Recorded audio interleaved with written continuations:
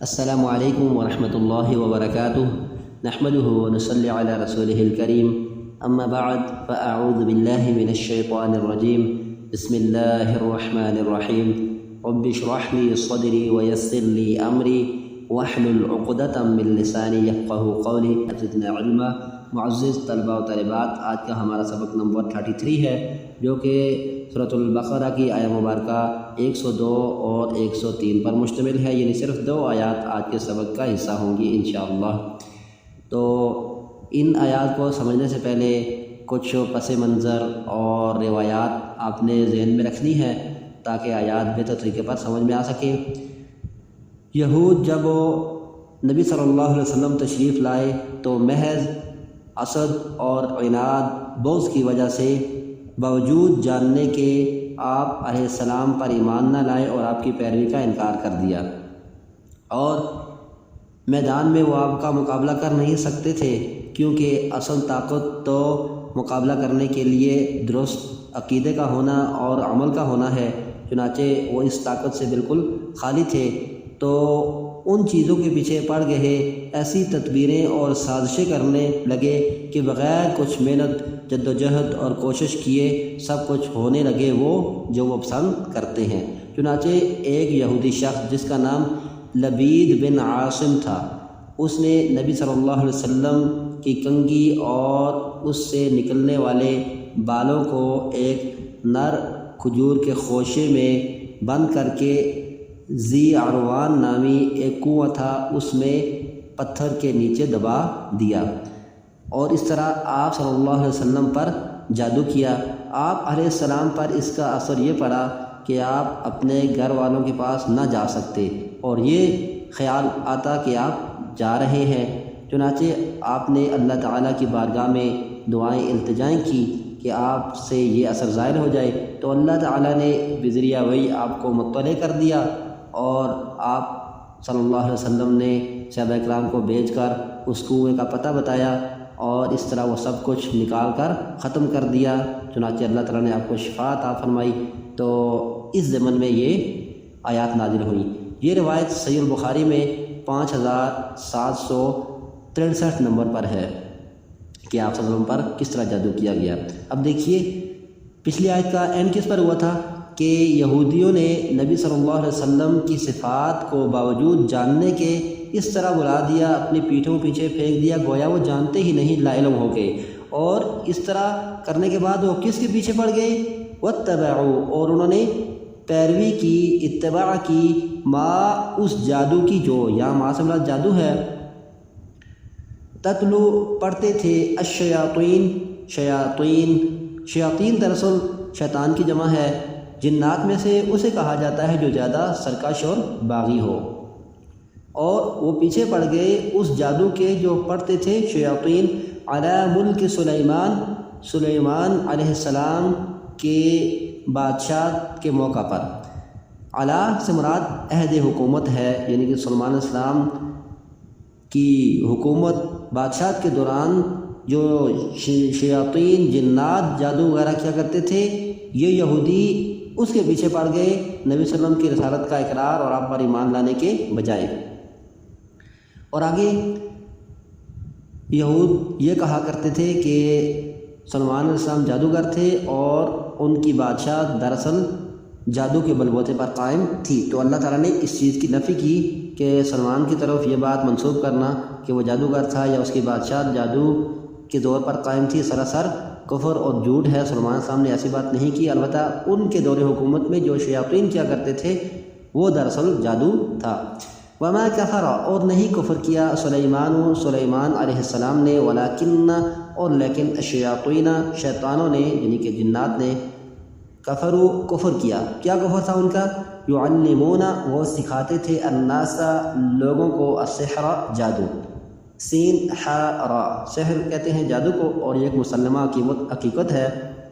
جس طرح کچھ لوگ آپ کو معلوم ہے کہ جنات کے منکر ہیں اور کچھ جادو کے منکر ہیں، حالانکہ قرآن و حدیث کی بالکل واضح روایات اس چیز کا ہمیں پتہ دیتی ہیں کہ یہ بالکل مسلمہ حقیقتیں ہیں۔ جیسا کہ آپ مثال لیجیے، انسان کا ایک جسم ہے اور ایک اس کی روح ہے، تو جس طرح روح پر اثر ہوتا ہے اس کا ریئیکشن جسم سے بھی ظاہر ہوتا ہے. مثال کے طور پر کوئی کسی کو برا بھلا کہتا ہے، گالم گلوچ وغیرہ یا غصہ دلاتا ہے، تو پھر اس کا ریئیکشن آپ نے دیکھا ہوگا فزیکلی بھی. تو دراصل یہی جادو ہے جو کہ اثر کرتا ہے انسان کی روح پر، لیکن اس کا جو ہے وہ جسم بھی متاثر ہوتا ہے اس کی روح کی وجہ سے. تو یہ جو ہے وہ ایک بالکل کلیئر حقیقت ہے. اس کا انکار دراصل اسلام کا انکار ہے اور وہ شخص منکر ہے. بہرحال سحر، سین ح را، سین کی زیر کے ساتھ سحر کہتے ہیں جادو کو، اور سحر جو ہے وہ زبر کے ساتھ، یعنی سین ح را اور سین پر زبر، دراصل وہ کہتے ہیں صبح کو، فجر کو، سحر، سحر. اچھا، وما انزل، اور جو اتارا گیا، علی الملکین، اوپر دو فرشتوں کے. ملکن فرشتہ اور ملکین اس کا تثنیہ ہے. ببابل، بابل شہر میں، ہاروتا، ہاروت کے، و ماروتا اور ماروت کے. وما یعلمان، اور وہ دونوں نہیں سکھاتے تھے. یعلمان، وہ دونوں سکھاتے. تو وما یعلمان، اور وہ دونوں نہیں سکھاتے تھے. کون؟ دو فرشتے ہاروت و ماروت جو بابل شہر میں اتارے گئے ہیں. من احد، کسی ایک کو بھی، یعنی جو بھی ان سے جادو سیکھنے کے لیے آتا وہ کسی ایک کو بھی نہیں سکھاتے تھے. حتیٰ، یہاں تک کہ یقولا، وہ دونوں کہہ دیتے، یعنی جو بھی ان کے پاس سیکھنے کے لیے آتا اس سے فرما دیتے، انما، صرف، نحن، ہم، فتنۃ، آزمائش ہیں. وہ فرشتے کہتے کہ ہم آزمائش ہیں. فلا تکفر، تو کفر نہ کر. فلا تکفر، تو کفر نہ کر، یعنی ہم سے یہ جادو نہ سیکھ. اس کا کیا مطلب ہے؟ اصل میں یہود نے بہت زیادہ دلچسپی رکھی اللہ کی نافرمانی اور گناہوں کے کاموں میں، اور اللہ تعالیٰ کا یہ اصول ہے کہ جب کوئی قوم یا فرد جس چیز کو پسند کرتا ہے اللہ تعالیٰ اس کو اسی پر لگا دیتا ہے اور اس کی آزمائش کے لیے برائی کو آسان کر دیتا ہے. جیسے کہ پیچھے مچھلیوں کے متعلق آپ نے واقعہ جانا تھا کہ ان کی آزمائش کے لیے اللہ کثرت سے مچھلیاں بھیجتا ہفتے والے دن. تو جب اللہ تعالیٰ نے ان کی دلچسپی دیکھی سحر میں، تو اللہ تعالیٰ نے عراق کے موجودہ شہر کا نام کوفہ ہے، سابقہ نام اس کا کیا تھا؟ بابل. یہ قوم اس علاقے میں آباد تھی یہود کی. تو اللہ تعالیٰ نے ان کی جادو میں دلچسپی دیکھتے ہوئے دو آزمائش کے لیے فرشتے بھیجے جن کا نام ہاروت اور ماروت تھا، تاکہ یہ لوگ خوب جادو سیکھ سکیں اور ان پر اللہ تعالیٰ کی طرف سے اتمام حجت ہو جائے، انتہا کو ان کا گناہ پہنچ جائے. جیسا کہ ہم بارہا بتا چکے ہیں کہ گناہ کا اور بلائی کا راستہ کھولتی ہے. تو وہ فرشتے جس کو بھی سکھاتے اس سے پہلے اس کو کہتے کہ تم یہ جادو نہ سیکھو، یہ سراسر کیا ہے؟ کفر ہے، تم ایسا نہ کرو. تو یہ اس کے بارے میں ہے کہ وہ کہتے سکھانے سے پہلے دونوں کہ تم نہ سیکھو اس کو، جو بھی ان کے پاس سیکھنے کے لیے جاتا کفر نہ کرو، ہم تو صرف کیا ہیں؟ آزمائش ہیں. اللہ تعالیٰ نے تمہارے جو ہے وہ گناہوں کی وجہ سے تم کو آزمائش میں ڈال دیا ہے، لہذا تم ایسا نہ کرو. لیکن وہ بعض نہ آتے. فَيَتَعَلَّمُونَ، تو وہ سیکھتے. کون؟ یہ کوفہ شہر کے رہنے والے لوگ جن کی آزمائش کے لیے اللہ تعالیٰ نے دو فرشتوں کو بھیجا تھا. منہما، ان دونوں سے. کن دونوں سے؟ ہاروت و ماروت سے. ما، ایسا جادو کہ یفرقون، وہ جدائی ڈالتے، بہی، جس کے ذریعے، بین المرء و زوجہ، شوہر اور اس کی بیوی کے درمیان. مرء کہتے ہیں مرد کو اور زوج کہتے ہیں بیوی کو. تو ایسی شدید اور سخت نوعیت کا جادو سیکھتے کہ جس کے ذریعے وہ اپنی نسلوں اور خاندانوں کو تباہ کرتے، اور ظاہر سی بات ہے اپنے ہی یہود کے گھر اجاڑ دیتے. وما ہم، اور نہیں وہ، بضارین، ہرگز نقصان دینے والے. یعنی یہ جادوگر جو جادو سیکھتے اور کرتے ہیں، کوئی یہ نہ سمجھ لے اللہ تعالیٰ نے ایسے جو ہے وہ غلط فہمیوں کا اظہار کیا کہ ان میں بہت طاقت ہے، یہ کچھ بھی کر سکتے ہیں. ایسی بات نہیں ہے. اور نہیں وہ بضارین، ہرگز نقصان دینے والے. ضرر کہتے ہیں نقصان کو، اور ضارین جمع ہے نقصان دینے والے. اور بے کا مطلب کیا ہے؟ ہرگز، قطعی طور پر وہ نقصان دینے والے نہیں ہیں. بہی، اس جادو کے ذریعے، من احد، کسی کو بھی، الا باذن اللہ، مگر اللہ کی اجازت کے ساتھ، اللہ کے حکم کے ساتھ. یعنی کوئی یہ نہ سمجھے کہ جادوگر اگر چاہے تو کچھ بھی کر سکتا ہے، بلکہ اسی قدر کسی کو نقصان پہنچے گا جتنا اللہ تعالیٰ چاہے گا، اللہ تعالیٰ نے جتنا اس کے مقدر میں لکھ رکھا ہے. تو فرمایا نہیں وہ نقصان دے سکتے. کون؟ جادو کرنے والے، مگر اسی قدر جو اللہ تعالیٰ چاہے، اللہ تعالیٰ کی مرضی اور توفیق کے ساتھ ہی اور اللہ تعالیٰ کے حکم کے ساتھ ہی کسی کو جادو سے نقصان پہنچا سکتے ہیں۔ وَيَتَعَلَّمُونَ اور وہ سیکھتے تھے، ما ایسی چیز کے، یعنی ایسا جادو کے، جو ما ایسا جادو کہ جو یضرہم انہیں نقصان دیتا، ولا ینفعہم اور انہیں نفع نہ دیتا۔ یضر اور ینفع یہ کیا ہے آپس میں متضاد، اور وہ سیکھتے ایسا جادو جو ان کو نقصان دیتا اور انہیں فائدہ نہ دیتا، یعنی کہ اس کے ذریعے سے ان کی نسلیں اجڑتی، گھر اجڑتے اور کفر ہوتا اور شیطان خوش ہوتا، اللہ تعالیٰ سخت ناراض ہوتا۔ ایسی چیز وہ سیکھتے کہ جو ان کے لیے نقصان دہ تھی، فائدے کا باعث نہیں تھی۔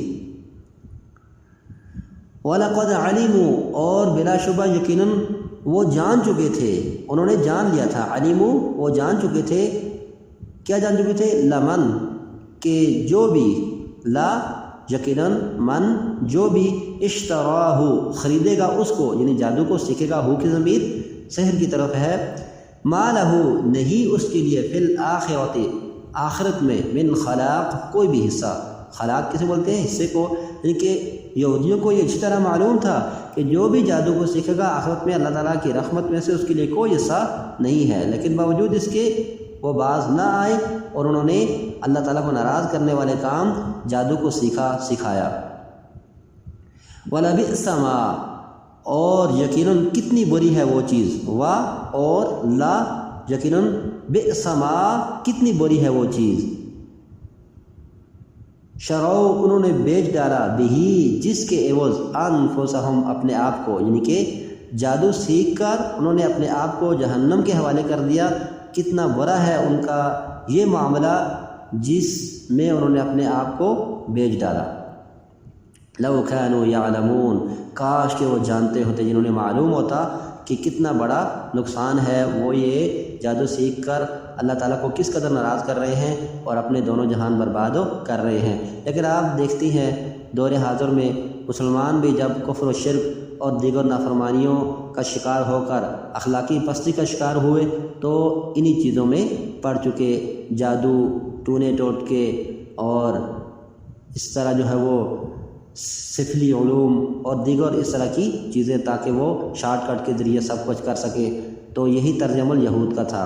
حالانکہ آپ کو معلوم ہے کہ جو شخص اس معاملے میں پڑتا ہے، صحیح روایت ہے آپ صلی اللہ علیہ وسلم کی کہ وہ کفر اور شرک کا مرتکب ہو جاتا ہے اور وہ واجب القتل بھی ہے حکومت کی طرف سے۔ پھر آگے دیکھیے، وَلَوْ أَنَّهُمْ اور یہ کہ اگر وہ، وا اور لو اگر، انا یہ کہ ہم وہ کون، یہودی، آمنو ایمان لاتے یعنی مسلمان ہو جاتے، واتقوا اور تقوی اختیار کرتے یعنی ان چیزوں سے بچتے، اجتناب کرتے، مسلمان ہو کر ان چیزوں سے اجتناب کرتے، تو کیا ہوتا؟ لمثوبۃ تو یقیناً تھوڑا ثواب بھی، لا یقیناً، مثوبۃ تھوڑا ثواب، یہ جو تنوین ہے مثوبۃ کی اس کے معنی کیا ہے؟ یہ تقلیل اور تحقیر کے لیے ہے، تھوڑا ثواب بھی کیا ہوتا؟ من عند اللہ اللہ تعالیٰ کی طرف سے، خیرن بہت بہتر ہوتا ہے، یعنی کہ اگر وہ ایمان لا کر تقوی اختیار کرتے تو خواہ تھوڑی ہی نیکیاں ہوتی، اللہ تعالیٰ کی طرف سے بہت زیادہ بہتر ہوتی، ان کے لیے آخرت میں نجات کا باعث ہوتی، وہ ان کو اللہ کے غیظ و غضب سے بچا کر اس کی رحمت کا مستحق بناتی۔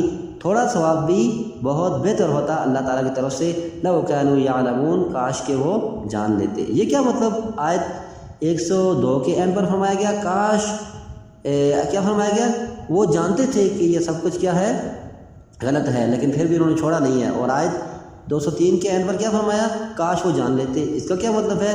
اس سے معلوم ہوا کہ اگر کوئی شخص باوجود علم کے عمل نہیں کرتا تو اللہ کی نگاہ میں وہ عالم نہیں، جاہل ہے۔ تو ہمیں بھی اپنے آپ کو سامنے رکھنا چاہیے، ان آیات کے ضمن میں خود کو دیکھنا چاہیے، کیونکہ قرآن آئینہ ہے کہ ہم کس قدر جادو اور ٹینے ٹوٹکے پر اعتبار کرتے ہیں، کہیں ایسا نہ ہو کہ ہماری بھی آخرت اللہ تعالیٰ کے اس قول کے مطابق بالکل ضائع ہو جائے اور ہم خود کو مسلمان سمجھتے ہوئے بھی خود کو واصل با جہنم کر دیں۔ سبحانک اللہم و بحمدک، نشہد ان لا الہ الا